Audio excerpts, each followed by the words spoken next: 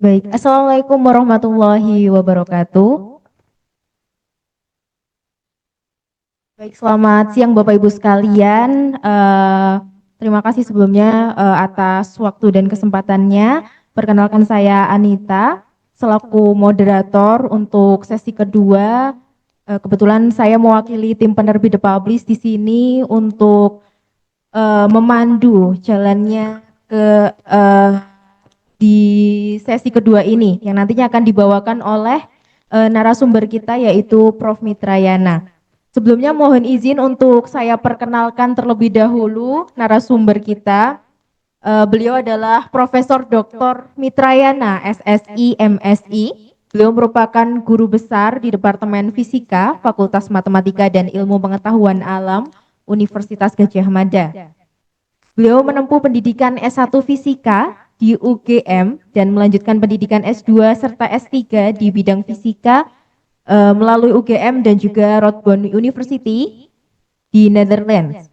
Sejak tahun 1999 hingga sekarang, beliau aktif sebagai dosen di Departemen Fisika FMIPA UGM.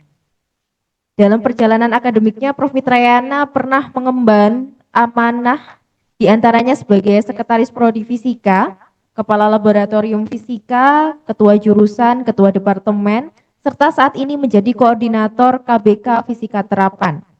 Beliau juga aktif sebagai Asesor BAN PT, Asesor Lamsama, Evaluator Pendirian Program Studi Baru di Lingkungan Dikti, serta Koordinator Bidang Kurikulum PSI atau HFI Pusat.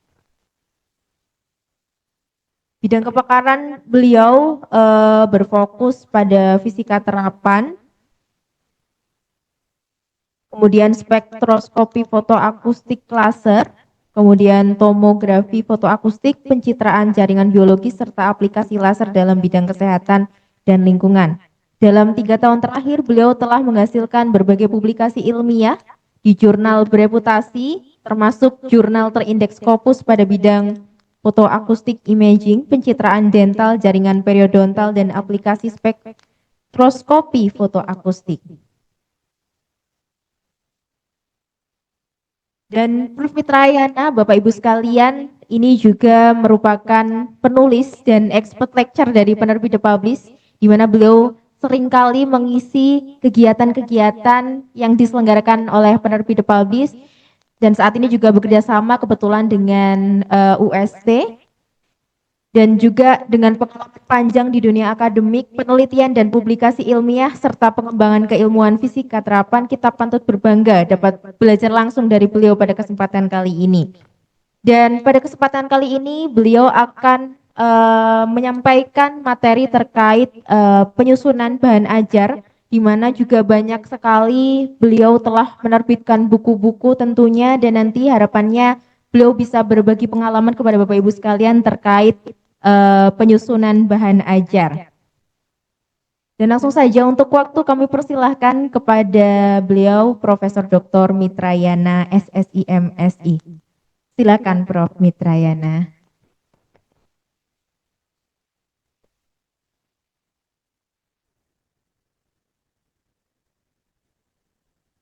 Baik Bapak Ibu, Assalamualaikum warahmatullahi wabarakatuh. Tapi boleh saya berdiri saja ya Bapak Ibu? Ya. Ini udah pegang ya tadi, duduk. Alhamdulillah bisa mengikuti penyegaran ya tentang RPS dan OBE. Karena prodi kami itu juga sudah berkomitmen OBE, sehingga kami juga sudah diakreditasi ASIIN ya Bapak Ibu ya. Nah, kebetulan saya penggawanya ASIIN juga karena saya sebagai UJMKK ya di sini Bapak Ibu. Bapak Ibu sekalian, saya mendapat tugas dari dipublish ini ya terkait dengan bagaimana membuat bahan ajar yang inovatif ya. Tentunya itu dikaitkan dengan tadi kalau dari Prof Guna ya. Itu jadi setelah Bapak Ibu membuat RPS ya kan, kemudian Bapak Ibu tentunya membuat bahan ajar. Dan tadi bahwa bahan ajar itu kan tentunya banyak modelnya ya. Ada yang teks, ada yang sekarang itu video, ada yang macam-macam ya, bisa juga alat peraga dan lain-lain. Nah, tentunya itu harus disesuaikan dengan apa namanya RPS tadi yang Bapak Ibu buat ya.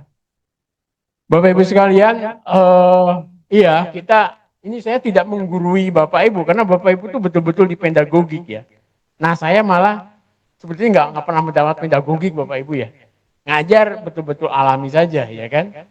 Bagaimana mahasiswa mudeng caranya ya terserah saya gitu. Itu yang enaknya kalau dosen nggak pedagogik gitu ya. Ya cuman kami juga diajari A4 dulu ya karena saya gen bukan Gen Z tapi gen lama ya gitu. Sehingga saya mulai mengajar tahun 98. Nah, saya tadi tanya Pak Kaprodi 98 di mana beliau masih SD. Tua sekali saya ini. Cuman masalahnya dosen itu tetap tidak pernah merasa tua, itu dia masalahnya ya. Karena setiap tahun mahasiswinya baru gitu. Mahasiswi ya saya lihat ya. Kalau mahasiswanya biarin aja gitu. Nah, oke Bapak Ibu, ya terkait dengan bahan ajar yang inovatif, ini adalah hal yang memang seorang dosen itu harus berusaha ya, mau tidak mau gitu loh.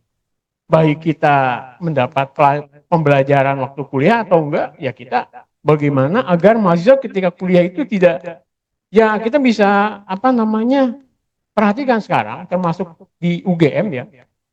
Jadi saya melihat kalau ketika mata kuliah itu misalnya wajib ya, terutama yang sulit gitu, kebanyakan di pojok sana Bapak Ibu. Ya di sini gitu kan, ini kosong di sini gitu. Apalagi kalau ruangan besar kan gitu di pojok sana. Saya tanya, kenapa di sana? Takut AC Pak, padahal pengennya jauh dia.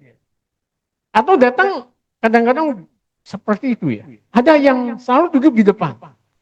Tapi saya lihat kita kan kadang-kadang ya agar suasana hidup ya, kayak ice breaking kayak gitu, kita melucu gitu ya. Dia di depan itu melongo aja. Senyum ya enggak, ekspresi tanpa ekspresi gitu. Jadi kita juga bingung. Ini mahasiswa ini lagi liatin kita atau lagi mikirin bangsa atau MBG gitu kan. Ini gimana ceritanya? Nah, jadi seperti itulah Bapak Ibu ya. Jadi ini bahan ajar inovatif, ini sesuatu yang memang harus kita create gitu loh. Nah, saya di sini nanti hanya berbagi saja ya. Kalau teori pedagogiknya, saya rasa Bapak Ibu jauh lebih tahu dari saya gitu, definisi dan sebagainya. Nah, ini saya hanya ingin berbagi saja. Ya, tentunya inilah sekarang ini kan Bapak Ibu ya. Kita akan tetapi untuk saat ini Bapak Ibu lebih beruntung daripada saya. Jangan tahun 99, saya HP aja belum punya Bapak Ibu ya. HP belum punya, laptop belum punya ya. Saya nggak tahu. Gimana caranya? Tahunya ya PT, kemudian flash disk hanya yang berapa tuh? 700 kilobyte ya. Flash disknya gede-gede itulah. Gitu. Jadi ketika tahun 2000 saya ke Belanda itu Bapak Ibu, saya nggak bawa laptop Bapak Ibu, bisa dibayangin. Karena belum punya ya. Internet itu juga nggak karuan gitu. Ya serba terbatas.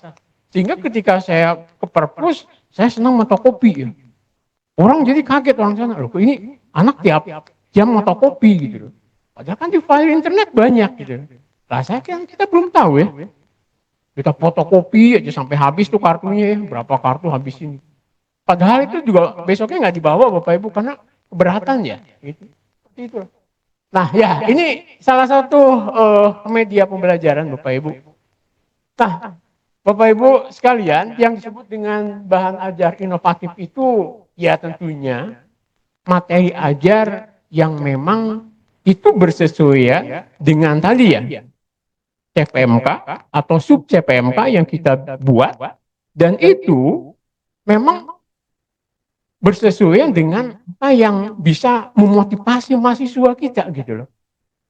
Yang memang itu membuat mahasiswa itu greget pengen tahu gitu.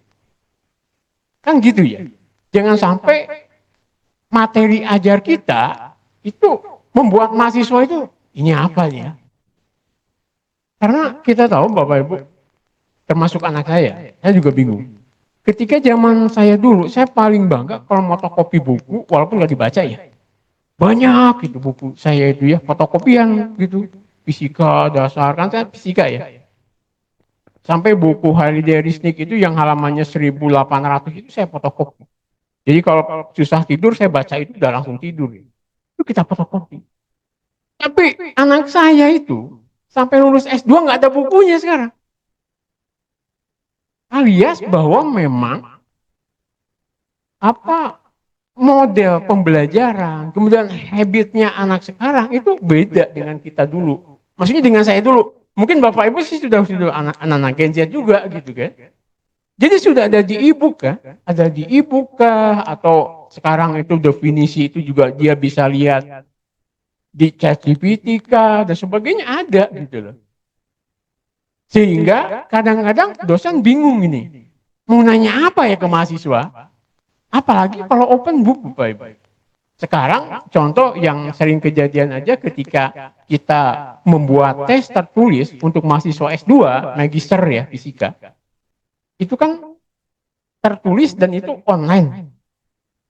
Dan soalnya multiple choice Bapak Ibu. Banyak kan 100 Bapak Ibu. Loh kenapa? Ya tinggal di foto aja masukin ChatGPT langsung kejawab tuh. ABCD-nya. Tapi ketika dia datang ke UGM, tanya tuh soalnya. Nggak bisa Bapak Ibu. Gitu. Nah terus kita gimana tuh agar bisa artinya bagaimana materi ajar itu betul-betul update dan betul-betul bisa memotivasi mahasiswa. Itu yang kita akan, ya artinya kita akan diskusikan hari ini ya, gitu bukan kita bahas ya. Baik. Nah, jadi konteks pentingnya itu apa sebetulnya untuk inovasi pembelajaran? Ya betul, jadi memang materi ajar itu harus inovatif ya. Jangan sampai materi ajar tahun 98 masih diajarkan tahun ini. Bisa dibayangkan tuh. Ini belajar fisika atau kitab kuning kata mahasiswa gitu. Oh dari tahun 98 ada gitu. Kenapa seperti itu? Ya karena si dosennya tadi itu dosen-dosen tahun 98 Bapak Ibu kuliah 91 masih diajarin ya. Apa tadi? Ya karena malas tadi bisa jadi ya gitu. Nah sehingga si mahasiswanya itu kadang-kadang ini ada istilah juga kalau di Jawa itu apa sapi nyusu godel. Wah, godel nyusu sapi apa? Nah sapi nyusu godel itu istilahnya. Padahal sekarang itu bisa jadi loh sapi nyusu godel karena mahasiswanya kan kalau kita pakai istilah deep learning gitu ya, deep learning atau apa, itu kan dia bisa baca RPS kita. Setelah itu dia bisa pakai Canva atau dia pakai ChatGPT, dia sudah masukin tuh topik-topiknya. Ini tanda petik, ini untuk mahasiswa yang rajin ya Bapak Ibu ya. Lain cerita kalau mahasiswanya nggak rajin, ini kita ideal lah mahasiswa rajin. Mesti apa yang mau kita bahas, dia sudah siap gitu. Dia sudah siap. Sehingga kadang-kadang mereka jauh lebih tahu dari kita gitu. So jadi kita dosen sekarang betul-betul menjadi fasilitator gitu loh. Makanya metodenya outcome based education kan, OBE. Jadi kita tidak lagi concern di bagaimana bahan ajar itu penyampaiannya itu dari kita dosen gitu loh. Kalau perlu ya dia yang menyampaikan. Kita dosen sebagai advisor aja. Kita sebagai penasehat saja. Nah, yang mereka tidak atau belum tahu adalah bagaimana bahan-bahan inovatif itu kita create dari hasil riset kita, Bapak Ibu. Nah, itu akan update kan? Karena hasil riset yang baru, mesti di ChatGPT juga belum tentu muncul, gitu. Seperti itu, Bapak Ibu ya. Oke. Nah, jadi memang karakteristik utama dari yang inovatif itu ya salah satunya inilah. Nanti Bapak Ibu bisa baca ya. Saya kadang-kadang juga tidak baca ini ya. Kita cerita aja ya. Karena kalau baca ini kayaknya Bapak Ibu kan tidak bisa nanti baca. Ya seperti inilah. Jadi harus menarik, relevan dan sebagainya. Nanti saya kasih contoh beberapa ya. Berbasis teknologi tadi kan. Jadi kita harus literate juga dengan AI generation. Ya. Jadi mau tidak mau nih. Saya sebagai generasi ini harus menyesuaikan juga nih. Saya harus belajar juga. Saya tanya ke anak saya ya, yang nomor, Dek, kamu tahu tentang Canva nggak, Dek? Wah, aku sejak SMP udah pakai katanya. Abi aja yang nggak tahu kan, gitu. Dia bilang gitu. Oh iya, ya, saya itu saya banget ya. Gitu. Ya, juga kalau bisa itu ya fleksibel Bapak Ibu ya. Jadi fleksibel ya Bapak Ibu kalau Bapak Ibu perhatikan ya bahwa mahasiswa itu mirip-mirip ketika ya mungkin nanti Bapak Ibu yang di PGSD apalagi ya itu beragam. Tapi kalau udah mahasiswa sebenarnya kita anggap kan seragam ya. Mereka tujuannya sama, kan kita pengennya gitu. Ada yang masuk prodi matematik, prodi fisika, kan pastinya paham gitu ya tentang tujuannya apa. Tapi ternyata ketika ditanya, ada prodi matematik yang sudah semester 7, itu masih bingung kok mau jadi apa. Ada yang fisika juga begitu. Saking bingungnya mikirin mau jadi apa, stres dia. Lulus belum stres dia. Kan kasihan gitu. Nah, itu tuh ternyata di mahasiswa pun juga berlaku Bapak Ibu. Sehingga kita kalau bisa nih sebagai dosen, itu pun mengakomodir ya. Bahwa gimana sih gaya belajar mereka gitu. Itu juga kita harus sebisa mungkin sih mengakomodasi itu gitu. Jangan sampai seperti kalau dulu. Jadi ketika zaman saya kuliah itu kan, tapi dosen dulu itu juga kalau ngajar seenaknya memang. Tanpa RPS, tanpa apa-apa kan. Di depan cerita gitu aja. Ternyata salah kelas Bapak Ibu. Jadi dia ngajarnya salah masuk kelas gitu. Iya betul-betul kita ya. Ujiannya pun begitu ya. Jadi kalau ujiannya, itu kan kalau kita kan disesuaikan dengan CPL, KH atau apa, kan di soal-soal itu ada ya. Soal nomor 1, ini sub CPMK, ini CPMA, CPL kan gitu ya, persentase. Zaman dulu nggak ada Bapak Ibu ya. Waton aja, seingatnya si dosen gitu. Itu yang dulu ya. Nah tapi di kita sekarang harus disesuaikan tadi kalau berpatokan RPS, apalagi Bapak Ibu. Dan saya yakin karena ini sudah unggul, mesti di soal pun sudah disesuaikan tuh dengan sub CPMK atau CPL mana ya, seperti itu. Baik. Nah, ini saya akan beri contoh Bapak Ibu ya. Misalnya begini. Saya mengampu proteksi radiasi di ini salah satu mata kuliah proteksi radiasi ya. Salah satu apa namanya subtopik ya atau topik mingguan itu adalah tentang proteksi radiasi di industri nuklir Bapak Ibu. Gitu. Nah, agar mahasiswa saya tertarik, maka saya tidak langsung cerita ini gitu. Saya minta ya Bapak Ibu ya. Nah.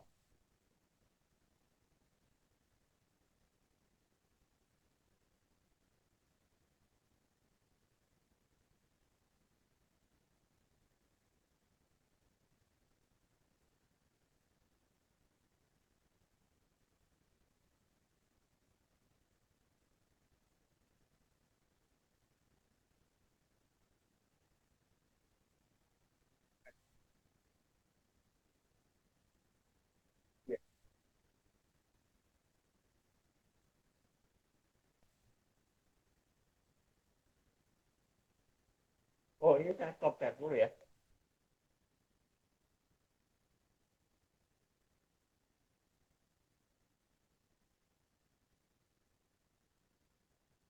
Oh,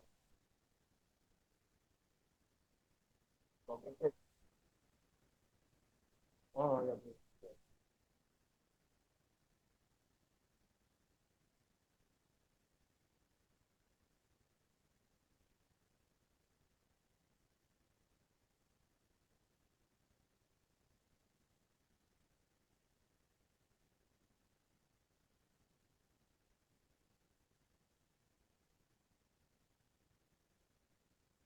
Tiba-tiba meledak, melepaskan banyak partikel radioaktif ke lingkungan sekitar.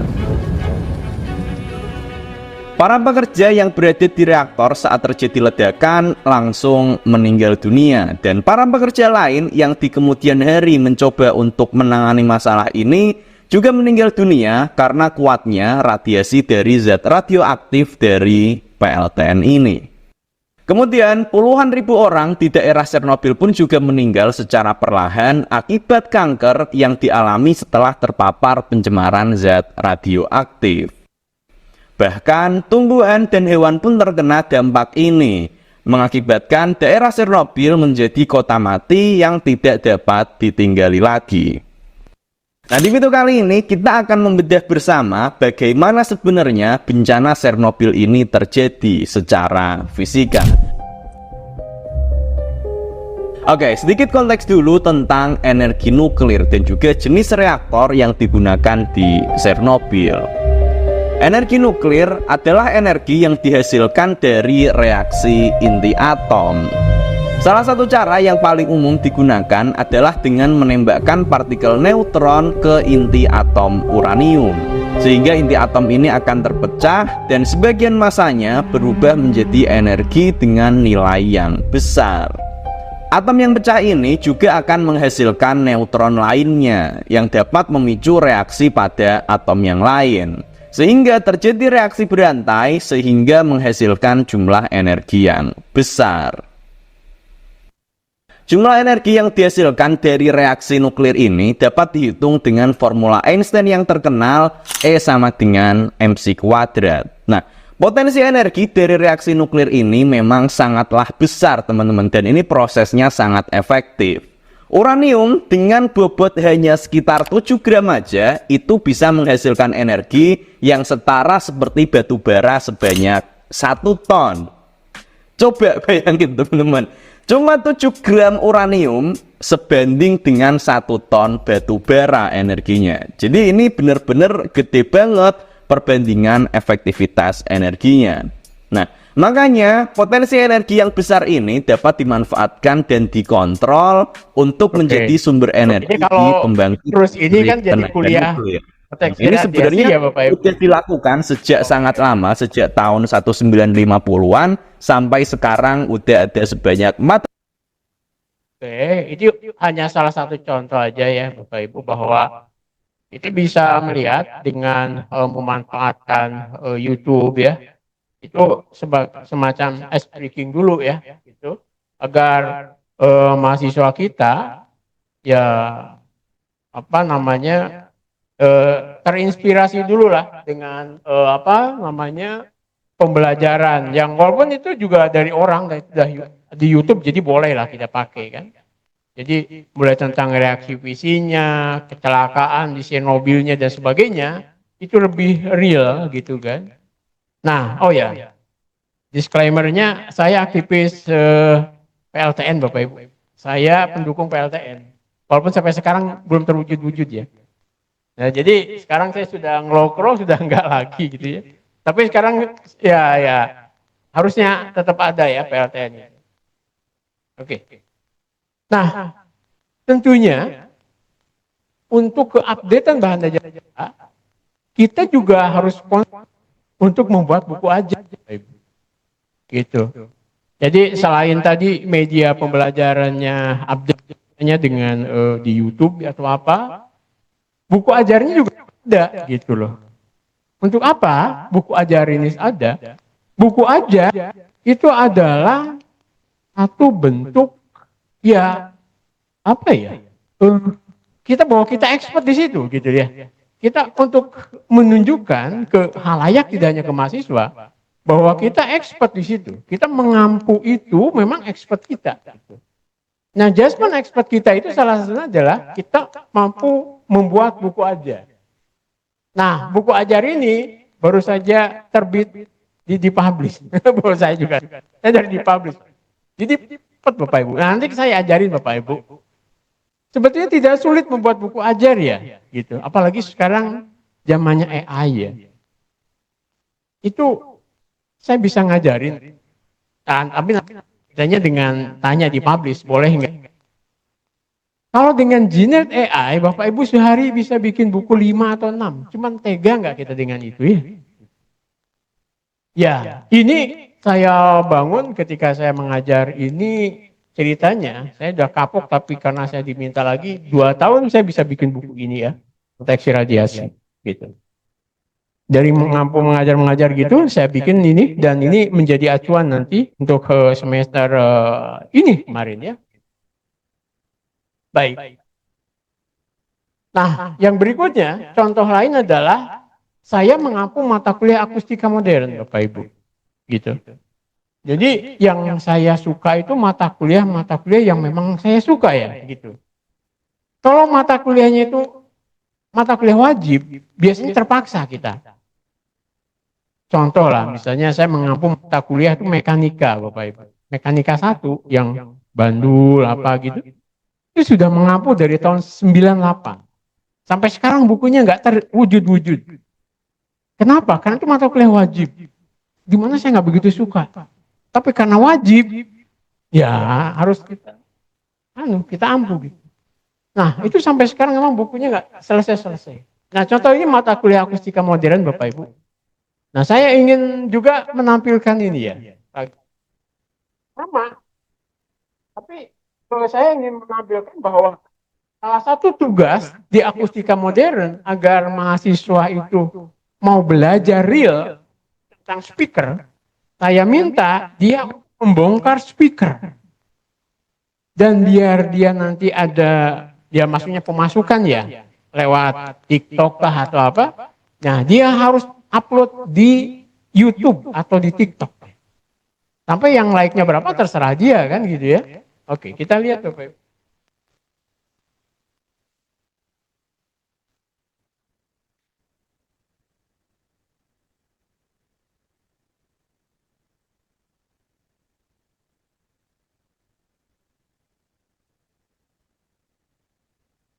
Yang mana ya Pak? Pak.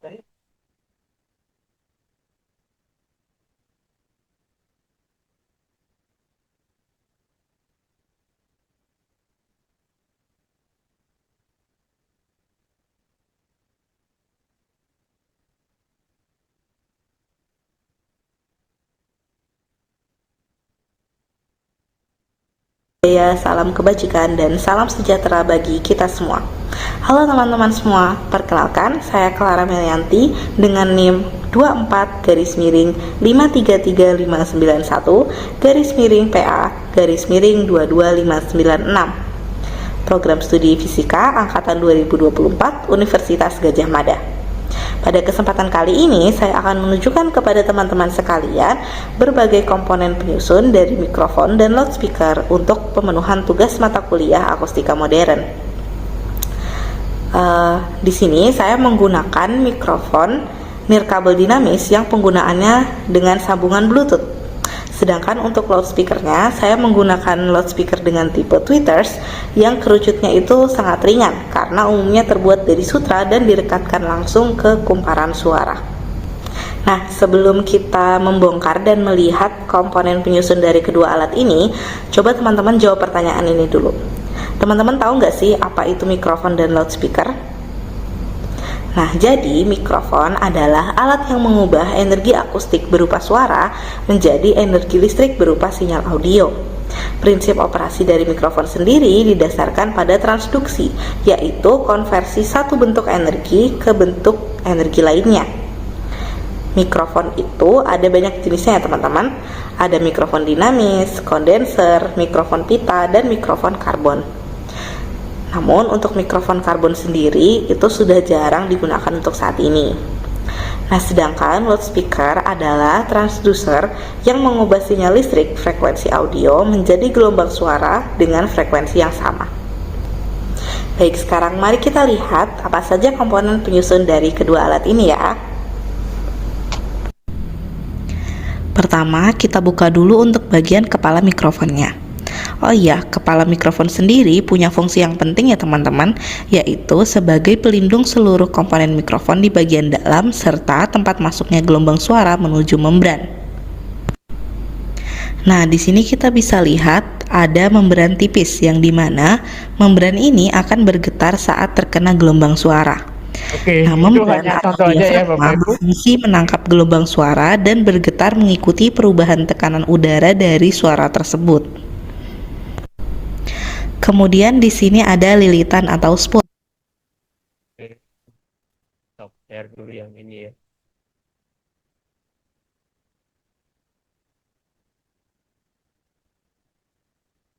Iya. Iya.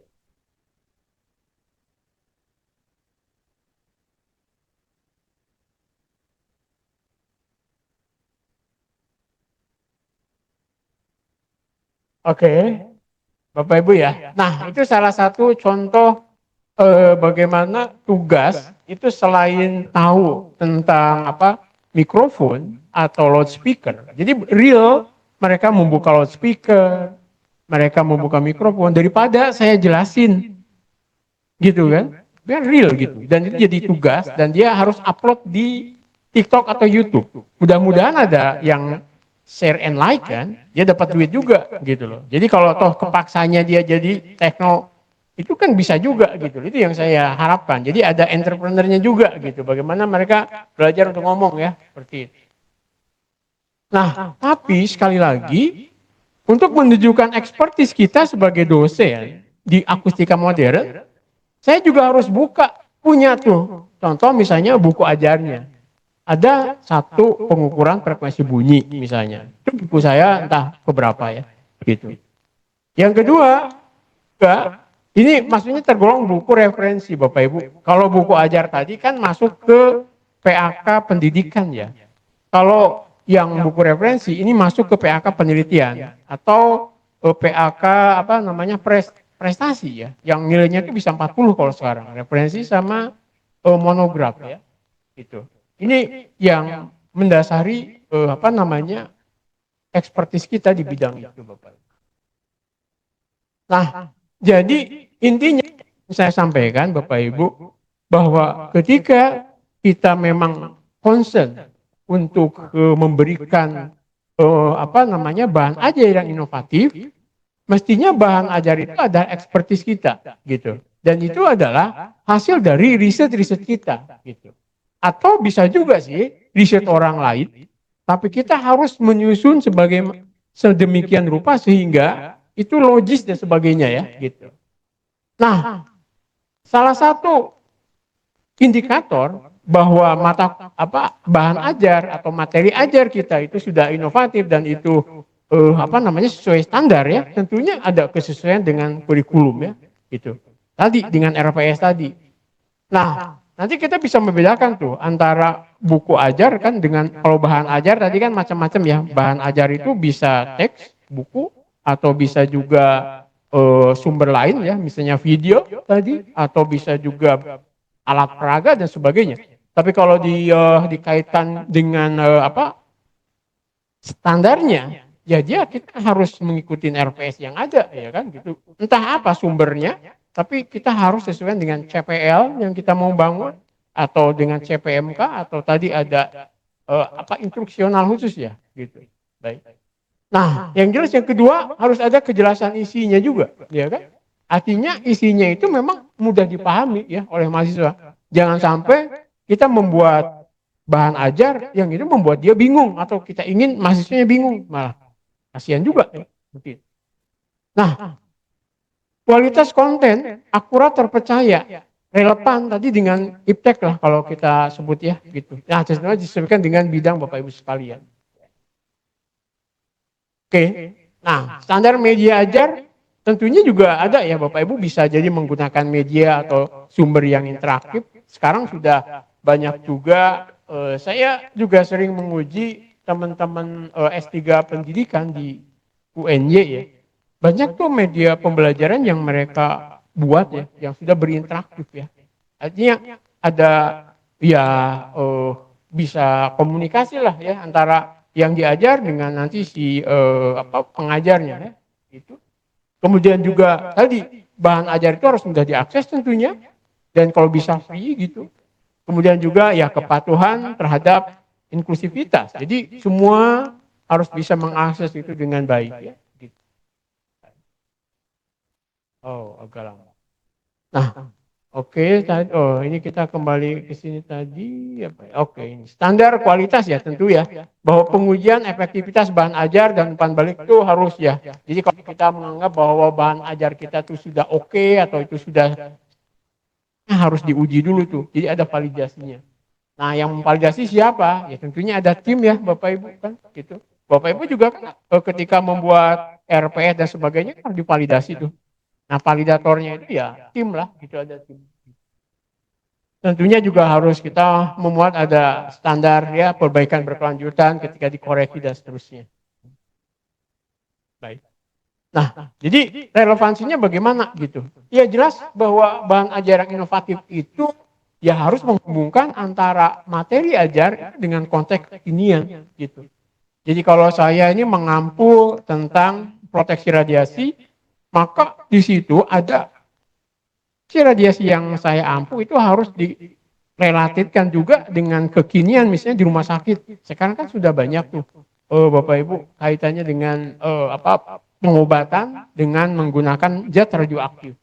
Itu sangat bahaya ketika di rumah sakit tidak menerapkan proteksi radiasi. Ya. Jadi ya kalau dokternya atau pasiennya itu wajar terpapar kan. Dia dengan kesadaran penuh kan pengen dipapar memang. Cuman kalau misalnya pengunjung, tukang sapu gitu, kan nggak pengen dia dipapar kan, sehingga harus ada pengetahuan tentang seberapa radius aman itu dari bahaya radioaktifnya tadi. Nah itulah petugas proteksi radiasi. Nah itu yang kita jelaskan tuh ke mahasiswa saat kita pembelajaran. Jadi ya ada relatifnya ya dengan kehidupan kita sehari-hari, Bapak Ibu ya seperti itu. Ini yang saya contohkan tadi ya, di mata kuliah fisika, proteksi radiasi, harus yang kontekstual. Ya. Nah apalagi sekarang misalnya, Bapak Ibu ya, info IKN lah. IKN itu kan sumber energinya tidak mungkin kalau hanya mengandalkan konvensional. Ya, karena batu baranya Kalimantan itu semuanya diekspor kan. Begitu. Nah mau tidak mau, nuklir harus di situ. Maka sekarang pemerintah lagi memikirkan bagaimana mikronuklir dibangun di situ. Walaupun ketika saya aktif untuk pembangkit nuklir itu Bangka ya, sudah membangun 3 tapak di sana. Cuma tapak toh tapi PLT-nya nggak dibangun-bangun. Nah 4 tapak mau dibangun di IKN. Tapi sekali lagi mikro ya. Kalau meledak, ya Kalimantan bisa kena radiusnya, bisa kena juga gitu. Ya tapi daripada nggak ada menurut saya nggak apa-apa gitu. Aja gitu. Itu kata aktivisnya atau pendukungnya. Nah jadi sekali lagi agak ya.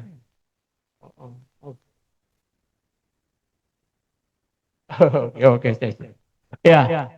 Jadi membuat pembelajaran yang menarik dan interaktif ya. Ini merupakan ya artinya harus sudah menjadi kita secara tes bisa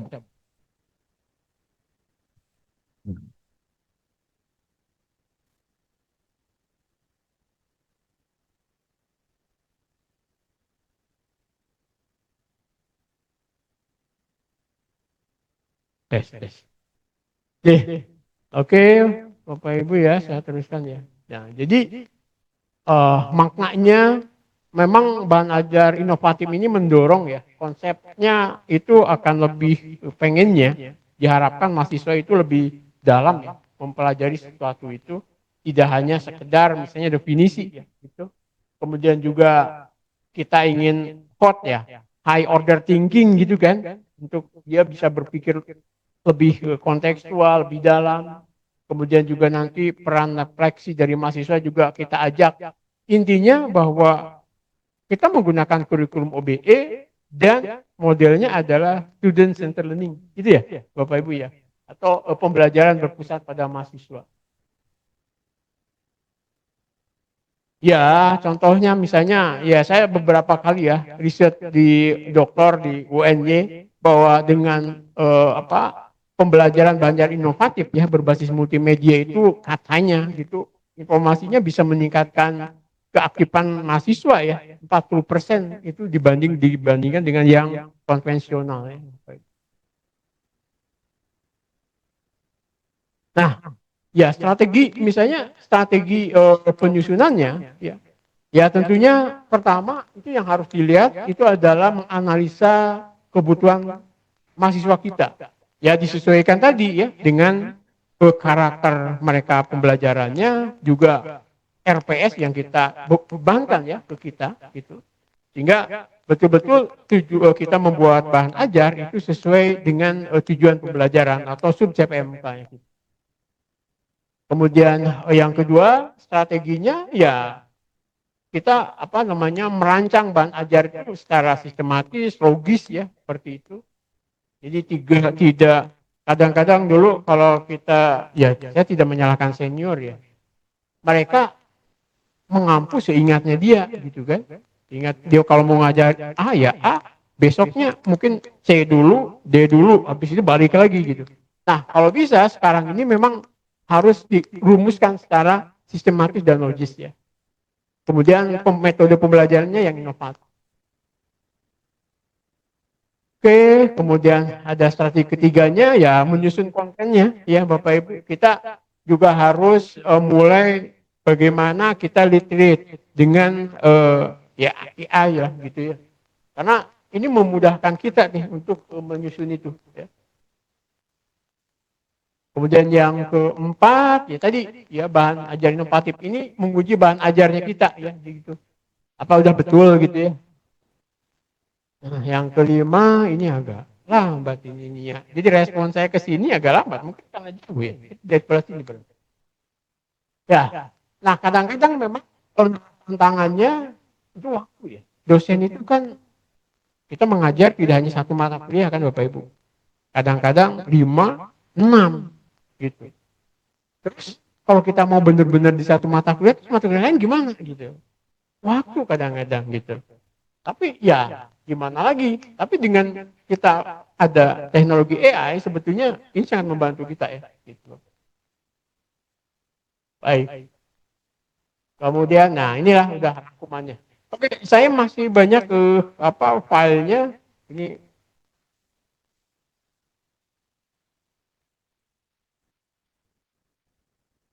jadi untuk pertanyaannya belakangan aja ya Bapak Ibu ya.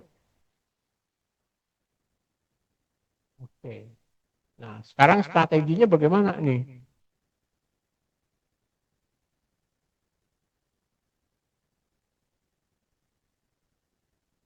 Oke. Strategi penyusunan bahan ajar ya. Sekali lagi bahwa bahan ajar berkualitas itu kita sepakat penting ya Bapak Ibu. Walaupun tadi ada AI dalam hal ini. Gitu. Oke, kita kasih topik terus mahasiswa suruh nyari di AI nggak kayak gitu ya. Kita bertanggung jawab tuh untuk terutama kontennya ya gitu. Nah, jadi tapi memang bahan ajar yang yang baik tentunya itu akan menghasilkan pembelajar yang baik juga ya. Oke. Ini ya. Oke, tadi udah kita jelaskan juga ya bahan ajar yang berkualitas itu seperti apa. Ya tadi dia sistematis, mudah dipahami dan bernilai akademik. Artinya bahwa bahan ajarnya itu atau materi ajar itu sistematis ya, logis gitu. Kemudian juga dia gampang bahasanya, jadi tidak membuat mumet ya seperti misalnya membuat monograf atau bahan referensi gitu. Dia juga bernilai akademik ya. Nah, jadi kriteria bahan ajar berkualitas itu terstruktur, ya, bahasanya komunikatif dan sederhana, dan bahasa pedagogik ya Bapak Ibu, bukan bahasa paper ya. Gitu. Kalau bahasa paper itu kan kaku ya. Gitu. Tapi kalau bahasa seperti buku ajar, mestinya lebih pedagogik ya, lebih mengarahkan ya. Gitu. Kontennya valid dan itu relevan. Kemudian juga ya ada elemen visual pendukung tadi seperti misalnya tadi ada video kah atau apa ya ada game dan sebagainya. Oke. Nah, standarnya ya tadi kita harus menyesuaikan ini ya. Jadi sesuai dengan kurikulum, akurasi materinya, konsisten formatnya, kemudian aksesnya juga gitu. Oke, baik. Nah, tadi langkah pertama untuk membuatnya tadi ya analisis kebutuhan seperti yang tadi saya kemukakan ya. Yang kedua itu kita merencanakan struktur bahan ajarnya. Struktur bahan ajar itu harus mengacu kepada RPS ya Bapak Ibu. Jangan sampai RPS dan bahan ajar beda kan gitu. Ketiga, tentunya dari situ penyusunan konten materi ya. Dari struktur konten materi kita sesuaikan juga. Yang keempat, langkah 4 tentunya media ajarnya gitu. Nah, sekarang saya kurang tahu kalau di UST, kalau di kami itu kami punya jatah 40% online, 60% luring. Sehingga ketika saya keluar kota begitu, saya masih diperbolehkan tuh secara daring ya 40%. Alias bahwa media pembelajaran itu bisa kita create untuk hal-hal yang kalau memang itu perlu lain begitu, online saja ya, sehingga tidak kosongkan kuliahnya gitu. Ada video, grafik dan sebagainya. Langkah kelima ya harus ada evaluasi, memang ada feedback. Nah kalau perlu kuesioner di setiap akhir itu perlu ya. Nah penyuntingan ya angka ke-6 itu sebelum di bahan ajarnya itu kita launching gitu, ya tentunya harus kita sempurnakan dulu ya, tidak seadanya. Ke-7 ya ada uji coba dan revisi akhir ya. Oke, nah ini ada waktu, Bu. Ya mau ke yang penting lagi nih Bapak Ibu ya. Tadi ini. Karena ya kita itu kan ikhlas memang ketika mengajar itu. Ya Bapak Ibu ya. Ikhlas apa gitu. Tapi tetap yang namanya kenaikan pangkat itu kan tidak hanya ikhlas Bapak Ibu. Perlu bukti ya. Kita misalnya membuat bahan ajar bagus sekali. Tidak ada dokumentasi. Ya Bapak Ibu hanya akan dicatat malaikat aja gitu. Itu pun kalau dicatat gitu. Nah, berarti Bapak Ibu dokumentasi itu perlu gitu. Nah, maksud saya bahan ajar yang Bapak Ibu buat itu harus ya. Kalau bisa itu dibuat dokumentasi, salah satunya menjadi buku ajar atau buku referensi atau buku monografik. Nah, menjadi pertanyaan saya, Bapak Ibu sudah ngajar berapa lama? Ada yang sudah 5 tahun? Sudah lebih ya? Atau berapa mata kuliah? Ada yang mengampu mata kuliah sudah 5 tahun? Sudah berapa, ada buku ajarnya? Ya ada yang belum. Nah, saya ingin menyadarkan yang belum ini. Bapak Ibu, ketika kita mengajar dan itu Bapak Ibu itu sudah membuat RPS atau modul, sebetulnya Bapak Ibu bisa membuat buku ajar gitu loh. Gampangnya sekarang ada di publish ya. Dari modul itu Bapak Ibu kirimin ke di publish. Nanti di publish akan membantu membuatkan buku ajar. Gampang kan? Nanti tanya Mbak Nadia. Atau Bapak Ibu sudah membimbing berapa mahasiswa? Ada yang dalam 5 tahun mungkin 5, 10 orang jadi skripsi kan?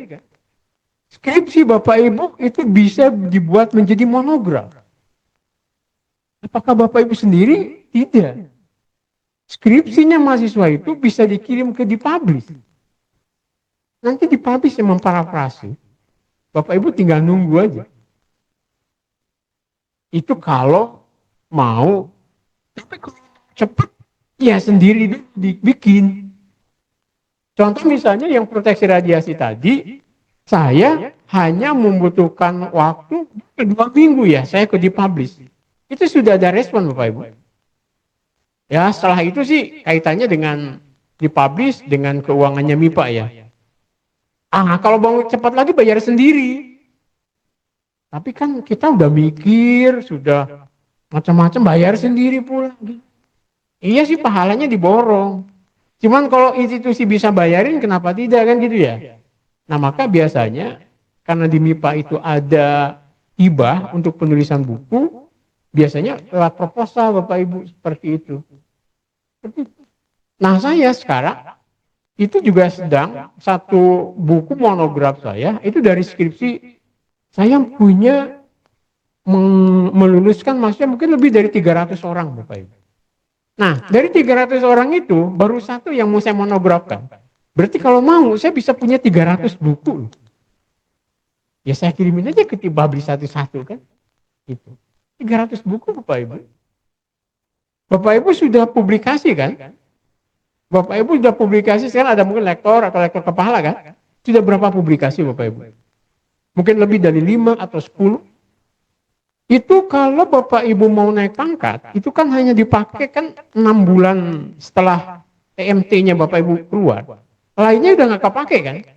Nah yang nggak kepake itu bisa Bapak Ibu susun menjadi buku referensi. Nilainya nanti bisa dipakai untuk kenaikan pangkat berikutnya, nilainya 40 Bapak Ibu. Loh kan enak lagi kan? Jadi publikasi-publikasi yang sudah kita pakai untuk kenaikan pangkat dari lektor, misalnya ke lektor kepala kan, ada misalnya 7 atau berapa, itu dirangkum menjadi buku referensi.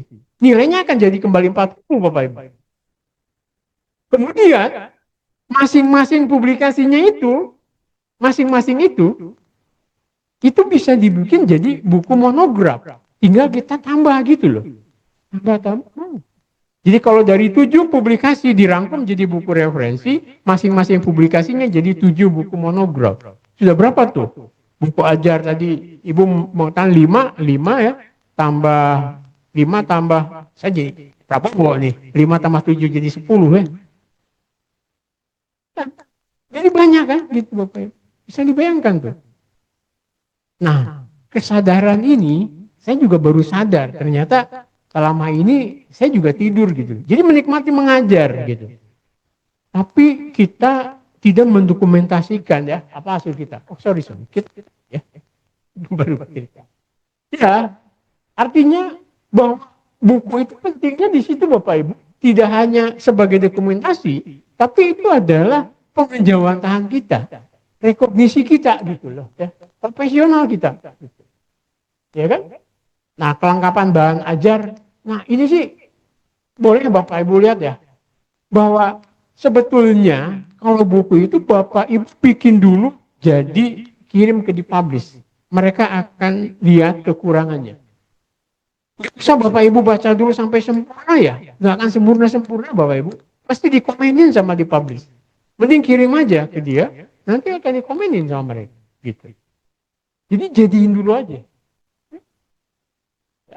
Ya tentunya bahasanya ya pakai bahasa baku ya. Kalau untuk yang buku referensi atau buku apa namanya monograf ya. Nah kalau buku yang pedagogik, yang buku ajar tadi jauh lebih mudah mungkin Bapak Ibu membuatnya ya. Cuma memang hati-hati dengan AI sekarang, terutama kalau mengenerate data. Karena kalau itu data orang masuk ke buku kita, kemudian kita dipermasalahkan, itu yang jadi masalah itu. Kalau hanya kalimat masih kan oh ya kita tinggal ngolah-ngolah jadi parafrase dan sebagainya gitu nggak masalah. Tapi kalau sudah data Bapak Ibu, wah itu bisa diperkarakan ya. Ya contoh kasus teman-teman yang sering keluar negeri itu kan, yang di mana tuh? Kanada atau mana gitu ya. Oke. Nah, ya manfaatnya apa sih? Ya banyak ya manfaatnya. Untuk kenaikan pangkat lah kalau untuk kita. Jadi buku itu memang tidak besar Bapak Ibu royaltinya. Kalau nggak laku ya. Kalau laku lain cerita ya. Cuma kalau kayak buku saya, misalnya proteksi radiasi atau akustik, yang beli siapa toh? Mesti yang sebidang itu kan. Ya 1-2 orang itu pun yang mungkin melihat siapa ini gitu ya. Ya jelas nggak akan laku. Kecuali misalnya Pak Gibran White apa itu, wah itu ramai mesti. Walaupun berkasus ya. Kalau politik itu memang ramai. Cuman kalau buku-buku sains dan sebagainya biasa. Cuman kan tentunya kita tidak ke situ mengharapkannya ya. Tapi buku itu adalah sebagai pengejawantahan kita, sebagai profesional di pembelajaran ya. Bidang kita, expert kita gitu ya. Oke, ini penerbitan nanti sama Mbak ini aja ya, sebetulnya sih Mbak Nadira ya. Review dan sebagainya ya. Mbak Nadira, oke ya. Saya lewatin aja. Layout dan sebagainya, saya lewatin dulu. Nah, saya ngasih contoh aja. Nah, tadi kan, ini buku pertama saya nih Bapak Ibu. Gelombang mikro. Ya. Ini buku gelombang mikro ini, saya bilang ini buku ajar. Tapi ini menginspirasi apa namanya di Bantul itu ada badan apa ya? Badan konservasi rumput laut di Bantul. Datang ke tempat saya ke Departemen Fisika. Gara-gara buku ini katanya dia ingin membuat alat dari gelombang mikro untuk apa pengeringan rumput laut, Bapak Ibu. Mau saya bilang kan, saya optimis kalau bisa Pak, dibikin aja gitu. Bikinnya caranya seperti apa ya? Saya cuma konsep aja kan. Saya konsep aja. Saya sendiri belum bikin sebetulnya Bapak Ibu. Tapi saya tahu prinsipnya gampang gitu loh. Dia tinggal pakai kontainer atau apalah gitu dimasukin dan sebagainya. Berselang berapa tahun mereka sudah bikin Bapak Ibu untuk pengering rumput laut yang lebih cepat ya dengan efek gelombang mikro. Karena kan sekarang peralatan gelombang mikro itu murah gitu ya. Ya microwave oven dibongkar, diambil apa namanya generatornya ya, terus dibikin. Ya sekarang mereka lumayan lah gitu. Jadi inspirasi orang juga. Nah, kalau ini memang bidang saya di fotoakustik laser. Jadi bidang saya itu sebetulnya fotoakustik laser yang kemudian nyasar, tapi akustik itu yang saya suka. Jadi makanya saya tadi tertarik sekali ketika lewat ke sini ada apa namanya itu peralatan musik bonang ya. Wah, di sini kok lengkap ya gitu. Kami itu sudah mengukur semua apa intonasi dari peralatan gamelan ya. Gamelan ya. Semua gamelan, gong dan sebagainya yang ada di Jogja sudah ukur. Saya kurang tahu kalau yang di sini apakah mahasiswa saya sudah mengukur, saya nggak tahu. Saya tertarik gitu. Jadi mengukur gamelan sehingga jadi satu buku ya. Nah, ini dia. Pengukuran frekuensi bunyi resonansi dari beberapa gamelan. Yang di Jogja sudah saya kurang tahu kalau yang di sini. Makanya saya tertarik.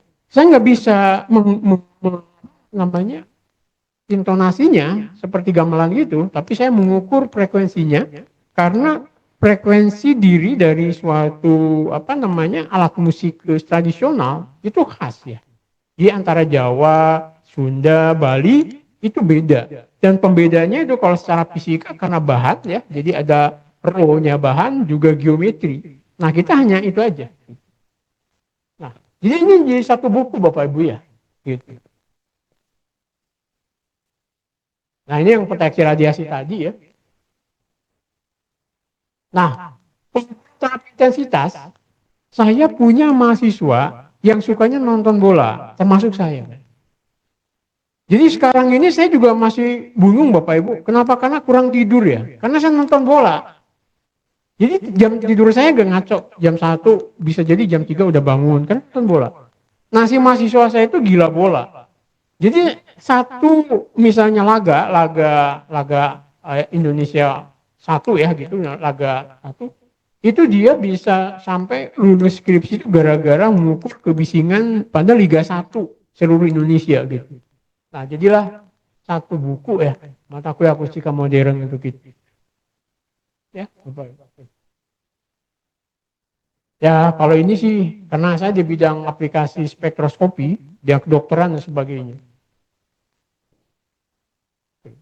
Nah ini masuk dalam monograf Bapak Ibu. Kalau yang ini masuk dalam referensi. Kalau dulu jadinya 40 ya, sekarang juga 40 sudah. Nah ini semua itu dibangun dari riset saya di bidang itu bertahun-tahun. Nah selain bahwa buku-buku ini saya pakai sebagai namanya material ajar ya. Untuk bahan ajar saya tadi. Di mata kuliah spektroskopi, di mata kuliah akustik, itu saya masukkan. Oke, mungkin itu yang bisa saya sampaikan. Mudah-mudahan apa yang pemantik saya ini bisa membuat nanti dari UST itu bisa muncul berapa draft ya? Karena ada 29 berarti 29 draft. Itu satu mata kuliah loh. Kalau satu orang itu 2 atau 3, nah 29 kali 3 ya. Draftnya muncul, kirim Mbak Nadira jadi Bapak Ibu ya. Oke, baik, terima kasih. Assalamualaikum warahmatullahi wabarakatuh.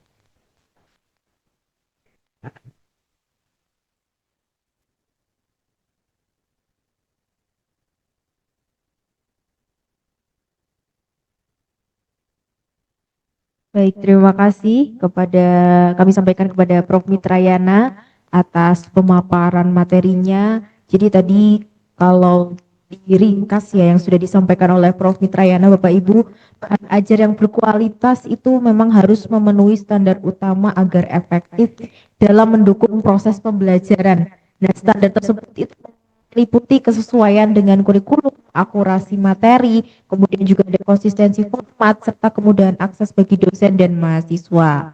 Nah, pemenuhan standar ini menjadi fondasi penting agar belajar dapat digunakan secara optimal, mudah dipahami, dan juga memberikan dampak positif untuk kompetensi peserta didik. Baik,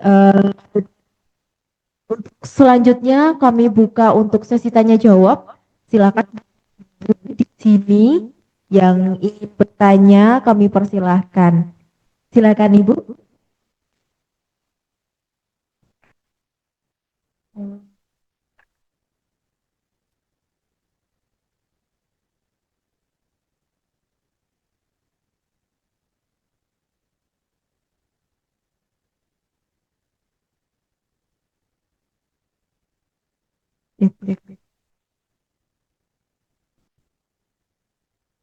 Oke, baik. Terima kasih Prof atas insight-nya. Nah, ini mohon izin untuk curhat Prof ya. Jadi kami itu sebentar lagi sedang mempersiapkan akreditasi prodi Prof. Nah, di sana ada salah satu poin bahwa 25% mahasiswa itu harus memiliki karya. Ya, jadi kalau sesuai dengan jumlah mahasiswa kami di PGSD itu sekitar 260, ya sekitar 260 mahasiswa itu harus memiliki karya Prof. Nah, di sana ada poin untuk chapter atau bahan ajar. Nah, karena memang ada poin tersebut sehingga yang ingin saya tanyakan adalah bagaimana memastikan bahwa karya yang nanti disusun oleh mahasiswa itu sesuai dengan kriteria Prof. Nah, ini bagaimana ini step by step-nya sehingga kami bisa mengusahakan itu di semester akhir ini gitu ya. Karena tahun depan itu kami sudah ini akreditasi Prof. Oke, matur nuwun sangat. Baik. Nah, untuk book chapter itu ada baiknya mungkin dari mata kuliah yang Ibu ampu aja dulu. Nah, nanti tiap babnya mungkin bisa memasukkan penulisnya itu mahasiswa Bu, salah satunya. Itu bisa juga. Kan sekarang itu, tapi memang untuk book chapter itu kalau bisa kan yang memiliki kompetensi di situ ya. Cuman memang agak trikinya itu kalau mahasiswa kan jelas dia belum punya track record. Tapi mungkin jangan di book chapter. Tapi di bahan ajar aja Ibu. Karena bahan ajar atau buku ajar itu tidak memerlukan adanya referensi nama si penulis. Kalau buku monograf atau buku referensi itu ada tuntutan si penulisnya harus diacu kan. Tapi kalau buku ajar enggak. Nah, jadi nanti buku ajarnya itu penulisnya misalnya dosen dan beberapa mahasiswa. Cuman yang perlu diingat ada kepatutan. Jangan sampai misalnya satu judul buku ajar itu mahasiswanya 120. Tambah satu dosennya 121. Padahal buku ajarnya hanya 125 halaman. Alias satu halaman satu penulis. Nah, itu yang tidak patut. Itu kena gitu. Tetapi kalau bisa memang satu orang itu biasanya sih 20 halaman lah, 18 halaman itu masih patut. Sehingga bisa juga Bapak Ibu mungkin lebih gampangnya sih sekarang membuat buku ajar yang ditulis oleh satu dosen dan beberapa mahasiswa. Misalnya 7 atau 10 tapi lebih banyak ya. Kali 20 orang kan gitu bisa 200 halaman kayak gitu. Apakah itu mungkin? Bisa Ibu dikasih tugas saja tuh si mahasiswa kelompok kan satu topik. Contoh yang buku gelombang mikro saya itu sebetulnya tugas-tugas mahasiswa. yang saya kumpulkan. Jadi dia saya kasih topik gitu ya, topik per bab, terus dia nulis. Nah saya terus memparafrase dan sebagainya. Nah karena ibu kebutuhannya mahasiswa itu harus ada publikasinya, salah satunya buku, ya berarti itu satu buku ditulis oleh, kan boleh itu Bu. Toh dia tidak menghitung PAK-nya kan. PAK-nya memang sih kecil kalau 10 orang. Tapi kan yang dilihat berapa jumlah mahasiswa itu membuat karyanya itu gitu. Boleh Bu, seperti itu. Nah, saran saya sih itu. Karena zamannya AI ini bisa di-generate kemudian diparafrase. Bisa. Gitu. Begitu? Ya. Baik, selanjutnya silakan Bapak Ibu jika ada yang ingin bertanya lagi. Oke, ibunya yang ya dari sini dulu nggak apa-apa. Silakan Ibu. Baik, terima kasih untuk waktu yang diberikan. Assalamualaikum warahmatullahi wabarakatuh. Terima kasih. Saya ingin bertanya, Prof, berkaitan dengan tadi kan boleh ya menggunakan generatif AI begitu.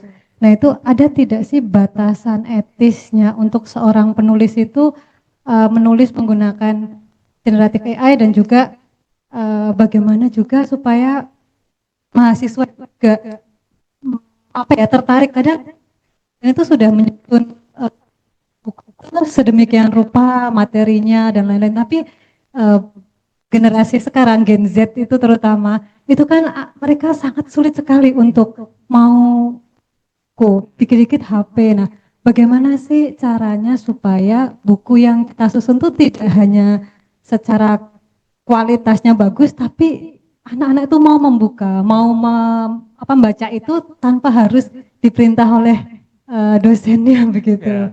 Karena kan biasanya kan kalau di Gramedia atau di buku-buku itu kan di toko buku itu kita baru lihat judulnya aja, wah bagus nih langsung. Nah itu bagaimana sih menyusun bahan ajar yang dari segi melihat itu sudah jatuh cinta anak-anak seperti itu. Mungkin itu saja dari saya. Terima kasih Prof. Wassalamualaikum warahmatullahi wabarakatuh. Jalan. Nah, yang pertama tentunya Ibu, ya memang sih yang namanya ketertarikan itu kalau hanya kadang-kadang anak-anak sekarang itu agak kalau tidak ditugaskannya memang untuk kerelaannya itu agak sulit. Ya mau tidak mau sih memang mungkin ada sedikit tugas yang yang membuat dia harus membuka buku itu ya. Kalau juga bukunya kan bisa PDF sekarang. Ya, dia bisa juga bukunya itu jadi PDF ya. Gitu. Jadi makanya dia mungkin tidak membeli buku, tapi dia bisa punya PDF-nya, sehingga dia baca PDF-nya. Karena sekarang kan banyak juga notebook yang lebih enak daripada dia bawa buku banyak, maka dia lebih buat pakai note-nya aja bukunya. Jadi dia baca buku di note-nya itu kan, di pad-nya itu. Bisa jadi gitu. Nah karena kalau saya salah satunya ketika kita memberi tugas, itu soalnya misalnya, silakan buka buku Poles chapter sekian, nomor sekian, sekian. Nah mau tidak mau dia buka buku gitu. Ya terpaksa sih memang. Tapi ya gimana lagi kalau untuk kerelaan dia buka, itu kadang-kadang mereka malas. Tapi sebetulnya kalau mahasiswanya yaitu, sekali lagi ini kembali ke pribadi mahasiswanya Bu. Kalau mahasiswanya itu sudah tertarik dengan bidang ilmunya dan dia ingin memperdalam, ya biasanya dia dengan sendirinya akan menggali itu. Gitu. Contoh kita gitu. Karena terpaksa mungkin awalnya kita ingin sesuatu, ya mesti harus dibaca kan, gitu harus baca. Nah cuma memang sekarang tuh mahasiswa daripada ke Gramedia lebih senang ke Pakuwon. Gitu. Di Pakuwon pun tadi jarang, ya ke tempat makan aja sama ke film. Nah mungkin tadi beberapa hal yang harus kita sebagai dosen itu memotivasi mahasiswa. Iya ini dilema juga karena saya tuh juga sama Bu. Saya punya anak 2 itu juga susah banget nih kalau saya belum pernah lihat baca buku beneran gitu ya. Hanya yang dia baca itu iPad-nya aja. karena nggak punya buku. Ya walaupun saya kadang-kadang lihat ada buku juga, misalnya TOEFL atau apa gitu. Iya, kita hanya bisa apa ya? Karena memang ini yang harus kita sadari bahwa generasi kita, saya terutama dengan mereka itu beda memang. Tapi yang saya tahu, mereka itu jauh lebih literate dengan teknologi ketimbang saya. Jadi kalau saya punya HP baru misalnya, itu saya malas ya. Karena saya harus belajar lagi. Gitu. Jadi ketika, ya, kan kalau kadang-kadang, kalau kan gini, oh, mesti generasi lama. Karena kalau yang baru mesti gini kan. Jadi gini. Baru dia mereka baru gini mesti. Kalau kita, kalau saya ya, itu sudah membedakan. Itu.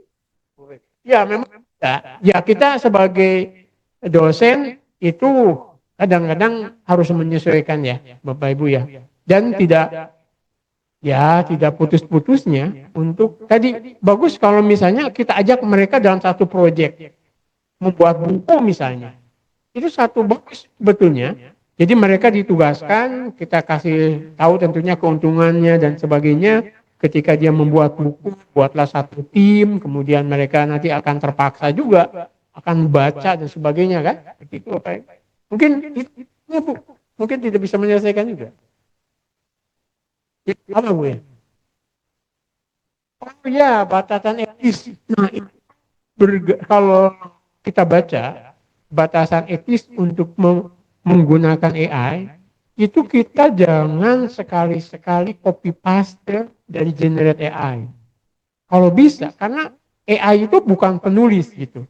Yang bertanggung jawab terhadap isi naskah itu adalah kita. Sehingga kita sebisa mungkin kalau itu membahasakan dengan bahasa kita gitu. AI itu hanya membantu. Contoh misalnya, kalau kita menghaluskan, kalau kita mengenerate referensi, itu AI bisa lebih cepat. Misalnya dari mode IEEE ke apa style, AI jauh lebih cepat kan? Gitu. Atau kita ingin mencari kutipan. Ini kutipannya siapa sih? Daripada kita cari satu-satu di paper, ya kita masukin aja ke AI. Ini kutipan siapa? Ternyata bisa cepat kita dapat. Nah, dan juga kita harus ada disclaimer juga kalau tidak salah ya. Bahwa sekian persen kita generate dengan AI. Cuman hati-hati dengan data ya Bapak Ibu. Data kalau bisa itu hasil eksperimen kita. Jangan menggunakan data dari AI ya. Karena itu dia kadang-kadang dummy juga referensinya. Ya, seperti itu aja. Jadi batasannya tergantung dari penerbit kadang-kadang. Ya, kalau coba nanti tanya di publish sebetulnya bolehnya berapa persen sih? Tapi biasanya gitu. AI harus ada disclaimer dan tidak boleh copy paste dari hasil AI. Paraphrase itu juga boleh, ya. Tapi tadi kita pastikan bahwa itu memang bahasa kita sendiri. Begitu. Ya, makasih. Terima kasih Prof. Mitrayana. Kemudian untuk pertanyaan selanjutnya dari Bapak, silakan. Baik, terima kasih. Ya, terima kasih Prof. Mitrayana.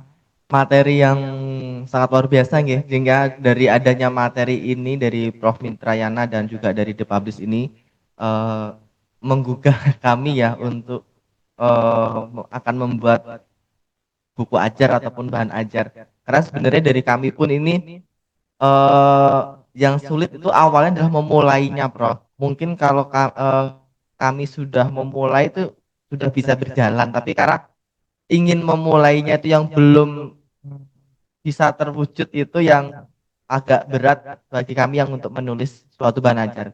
Ya, Prof, berkaitan tadi yang ditanyakan oleh Bu Muri tadi, memang kami itu kan ada tugas-tugas mahasiswa. Misalnya kan sekarang ini saya dari Rumpun Bahasa Indonesia itu pada mata kuliah sastra anak berbasis budaya lokal itu kami ada tugas mahasiswa menyusun bahan ajar. Bahan ajarnya itu berupa dari cerita-cerita lokal yang ada di daerah masing-masing yang memang belum begitu terpopuler. Memang kami meminta mahasiswa pilihlah cerita yang bermuatan lokal dari daerah masing-masing, baik dari Jawa, luar Jawa yang ada di daerah kalian, baik itu bisa dari sastra lokal, tradisi lisan dan lain-lain sebagainya, itu nanti dibuat dan itu nanti dibuat suatu bahan ajar, Prof. Jadi tidak murni cerita rakyat, tapi itu nanti ada menentukan capaian pembelajarannya, mau misalkan mau milih kelas berapa, misalkan milih kelas 6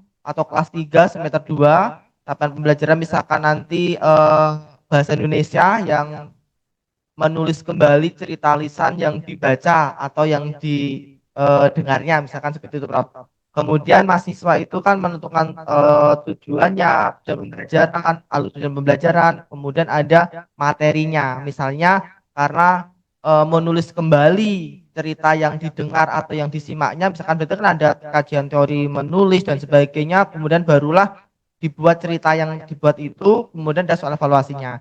Lah, sementara tugas-tugas ini kan nanti kalau hanya dikumpulkan dalam bentuk file atau buku cetak di percetakan yang tidak ber-ISBN kan bagi kami kan sayang ya, Prof ya, sayang. Dan bagaimana caranya nanti hal itu nanti untuk dibuat bahan ajar dicetak. Misalkan satu kelas katakanlah 35, apakah itu harus dipecah jadi 2 sehingga misalkan katakanlah sekitar 17 mahasiswa dan penulisnya banyak, itu nanti bagaimana bila mana nanti misalkan kami menerbitkan ke The Publish. Itu yang pertama, Prof. Dan yang kedua, sebenarnya saya sendiri secara pribadi kan juga ada luaran penelitian. Luaran penelitian kami itu terkait tentang pengumpulan cerita-cerita lokal yang ada di DIY. Kami memilihnya memang cerita-cerita yang belum begitu terekspos secara luas sehingga banyak orang yang memang belum mengetahui terkait tentang hal itu. Dan hal itu sudah kami buat cerita digital, e-book, kemudian dibuat juga video digital yang memang itu kami unggah di Play Store. Dan karena itu berupa cerita rakyat, kami kan berarti sebagai peneliti kan hanya sebagai penyunting ya, Prof ya, sebagai penyunting, kemudian yang mendesain kan ada tim sendiri. Apakah itu nanti bisa diterbitkan juga, Prof, terkait tentang hal itu, karena kami tidak bisa sebagai penulisnya, karena itu memang cerita itu sudah ada bersumber sebagai tradisi lisan tersebut, kami hanya menyalin ataupun menyadu dan mengembangkan. Ya, terima kasih, Prof. Ya, pertama itu bisa sekali, Pak. Bisa sekali. Jadi Bapak sebagai penulis, jadi dari kisah-kisah itu kan ada sumbernya. Nah, sumbernya itu aja sebagai referensinya, Bapak. Sumbernya itu kan ada sumbernya kan itu. Nah, itu sebagai sumbernya, Pak. Bapak jadi nanti merangkum dari cerita-cerita itu tentunya nanti disesuaikan dengan bab ya, saya kurang tahu. Jadi bisa jadi itu bahan ajar di mata kuliah Bapak kan. Karena bahan ajarnya apa gitu. Nah, itu bisa jadi sebagai contoh ya. Itu bisa aja. Mungkin tinggal tambah sedikit teori dan sebagainya kan, Pak ya. Itu jadi contoh-contoh cerita rakyat misalnya. Itu bisa, Pak, di bab berapa gitu. Bisa. Yang penting kan memenuhi lebih dari 150 atau 200 halaman. Sudah lebih ya, Pak ya? Ada nggak segitu, Pak? Kalau yang hasil penelitian mungkin kalau sebanyak itu kurang, karena kami hasil penelitian kemarin cuma mencari 10 cerita rakyat. Tapi kalau mungkin yang pertanyaan pertama tadi yang tugas mahasiswa memungkinkan bisa dapat. Bisa. Nah, kalau gitu digabung aja yang tugas mahasiswa, Pak. Mahasiswa itu kan hanya dapat nilai kan? Tapi Bapak bisa mengumpulkan itu, ya Bapak klaim aja. Nanti ucapannya, ucapan terima kasih aja di mahasiswanya. Itu aja, Pak. Di mahasiswanya tadi sebagai Bapak mengumpulkan tadi menjadi syarat atau berapa bab itu di atas 150 ya. Aman sih 200 lah, 200 halaman. Itu Bapak susun dulu sampai jadi 2 halaman. Saran saya ya. Terus selain dipublish, Pak. Jadi dipublish kan mereka kok ya staffnya itu kan Bapak susun jadi dulu aja, selain dipublish nanti akan dikasih saran, Pak. Jangan sampai nanti Bapak terkendala dengan format ya. Format ini apa sih, ini buku ajar. Jadi cirinya kalau buku ajar itu ada soalnya. Kalau buku referensi itu berarti ada Bapak mereferensi nama Bapak, mensitasi ya di referensinya. termasuk monograf gitu. Jadi kalau referensi itu topiknya banyak, kalau monograf satu topik Bapak bahas gitu. Ya kayak kita publikasi tapi lebih banyak bahasanya gitu. Gitu, Pak. Itu bisa banget, Pak. Dan karena Bapak sudah ada filenya itu Bapak gabung kan dalam bentuk doc, kirimin ke dipublish. Kasih judul dua apa kek. Nanti dipublish akan mengolah jadi deh. Kira-kira kalau sudah 200 halaman sih paling 2 begitu. Berarti kalau yang tadi kumpulan cerita rakyat itu berarti nama penulisnya bisa saya menulisnya. Oh, karena walaupun itu memang bersumber cerita rakyat di daerah masing-masing gitu ya. Ini aja kalau memang ada nama ditulis nama kan. Kalau itu cerita dari mana gitu loh. Kan mungkin dari paper atau dari apa gitu ya mending ditulis itu Pak. Kalau memang belum ada kan unknown kan. Bapak sumbernya dari mana? Oh, itu ada sumber yang memang kami tanya, ada sumber yang memang dari buku tua gitu.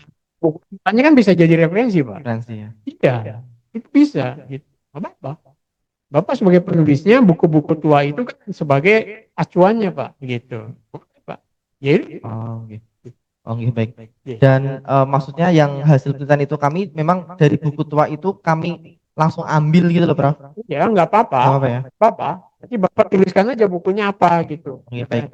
Kemudian kalau tugas mahasiswa, karena biar kami bisa untuk dokumen borak, itu kan kami memerlukan karya mahasiswa. Berarti nanti yang bahan ajar karya mahasiswa kalau bisa kan dibuat nama mahasiswa, Boleh, Boleh nama ya? kedua boleh. Jadi Bapak pertama penanggung jawab, nama kedua mahasiswanya atau kedua ketiga gitu kan kalau 3 mahasiswa. apakah ada maksimal satu buku itu berapa penulis, Bro?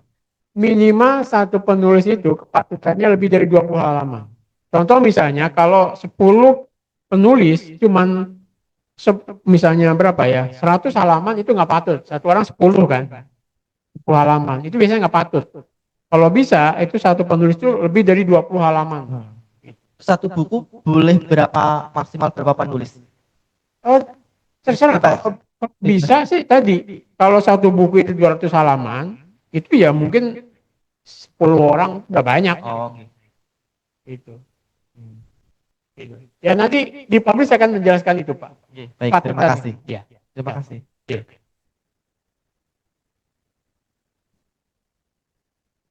Baik, Bapak Ibu, selanjutnya ada lagi yang ingin bertanya?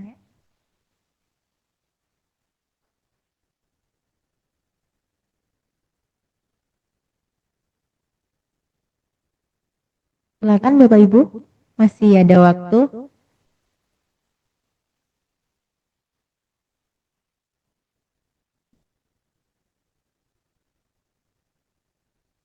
Oh ya, baik, silakan Ibu.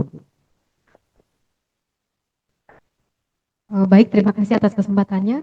Nama saya Nindri Wongkida dari bidang matematika, Bapak.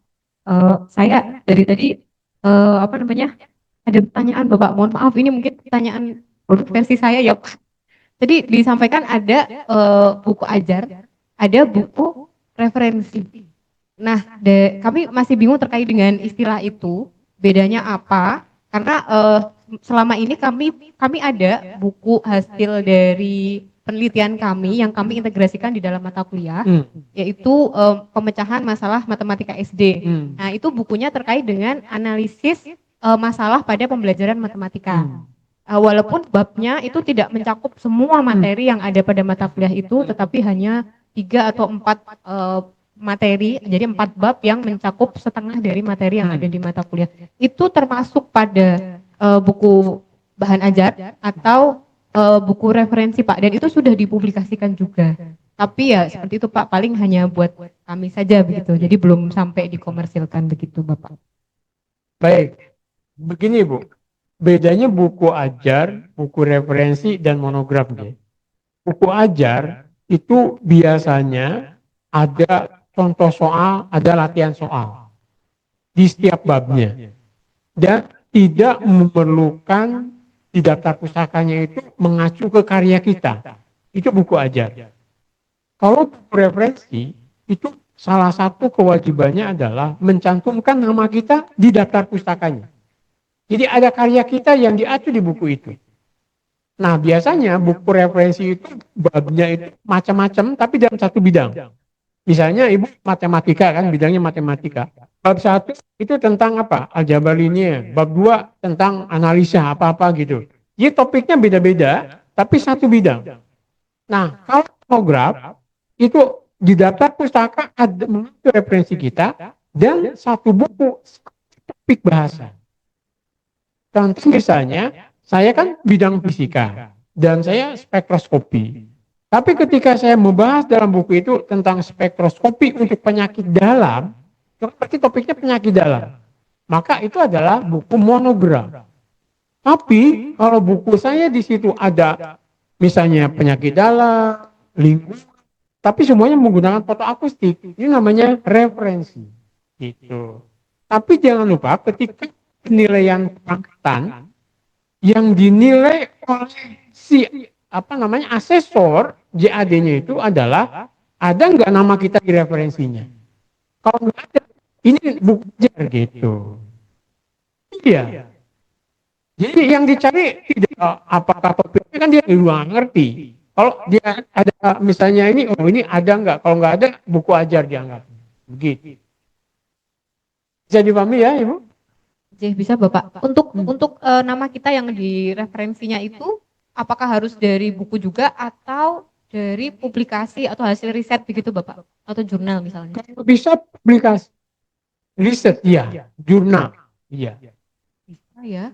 Berarti bisa Pak dari Iya. jurnal. Kebetulan itu kan memang bukunya Mm-mm. selain kita gunakan di bahan ajar mata kuliah itu juga hasil output dari riset. Jadi ada publikasinya. Ya, kalau ada Ibu ke jurnal publikasi, berarti bisa buku referensi atau monograf. Tapi tidak ada contoh soal ya. Tidak ada. Nah, kalau tidak ada berarti itu masuknya kalau emang itu satu topik, itu monograf. Kalau berbanyak topik, itu referensi. Nilainya 40. Baik. Tapi harus ada ISBN-nya. Ya, ada. Ya, kalau tidak ada ya nggak dianggap juga di kenaikan pangkatnya. Gitu. Nah, biar mudah ISBN-nya tadi harus penerbit yang memiliki anggota IKP atau apa ya? Seperti. Ya, IKP ya. Seperti. Ya, Ibu? Satu lagi boleh? Prof? Boleh, silakan. Kami ini banyak draft sebenarnya, Prof. Tapi ini sepertinya kesempatan buat kami nanti untuk merealisasikan draft kami, Prof. Jadi kami memang ada beberapa ide modul ajar itu sebenarnya sudah ada kami. Jadi modul untuk mata kuliah matematika SD kelas tinggi itu ada bab terkait dengan geometri begitu. Mungkin memang di situ ada latihan soal. Berarti kalau seperti itu buku ajar nggak, Prof? Itu apakah bisa diterbitkan di dipublish? Bisa sekali, tapi nanti formatnya jangan format modul, tapi format buku. bedanya apa? Buku itu sudah tidak memunculkan lagi CPL, instruksi khusus itu nggak ada. Jadi langsung ke pendahuluan, bolehlah di situ di pendahuluan ada sedikit tujuan instruksi bab-bab, tapi langsung ke bab-bab gitu Bu. Nah, tiap bab ada contoh soal. Nanti akhir bab ada latihan, sama ada daftar pusaka. Gitu aja. Kan kalau di modul itu kan ada instruksional khusus, ada CPL. Nah, nanti kalau di buku itu nggak ada lagi tuh. Nggak usah disebutkin secara eksplisit gitu, enggak. Gitu. Karena diwujudkan bentuk yang eksplisit itu perpusnas tidak akan memberikan ISBN-nya. Mesti ditolak katanya gitu loh. Karena ini adalah modul, bukan buku. Seperti itu. Oke. Baik, itu baik nanti kami mungkin bisa menghubungi dari pihak The Publish untuk bisa menindaklanjuti. Bisa Ibu kirimkan aja ke dipublish, sama dipublish nanti akan dikasih komen. Dalam waktu seminggu ya Mbak ya? Seminggu ya? Seminggu bisa. Oke, jadi. Ya, Baik. Baik, terima kasih Prof. Siap, bisa.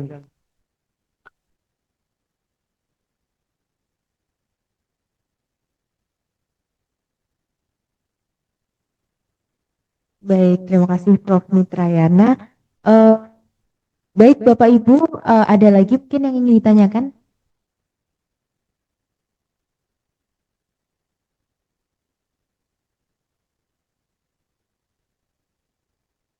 Ya, jika tidak ada yang ditanyakan lagi Bapak Ibu, mohon izin untuk sesi pemateri kedua dari Prof. Mitrayana kami cukupkan. Untuk materi nanti akan dikirimkan juga oleh Prof. Mitrayana dan akan disampaikan kepada Bapak Ibu sekalian. Baik, jika sudah tidak ada yang ditanyakan, saya selaku moderator mohon izin untuk mengakhiri sesi ini. Kami ucapkan terima kasih banyak. Wassalamualaikum warahmatullahi wabarakatuh dan saya serahkan kembali ke Ibu MC.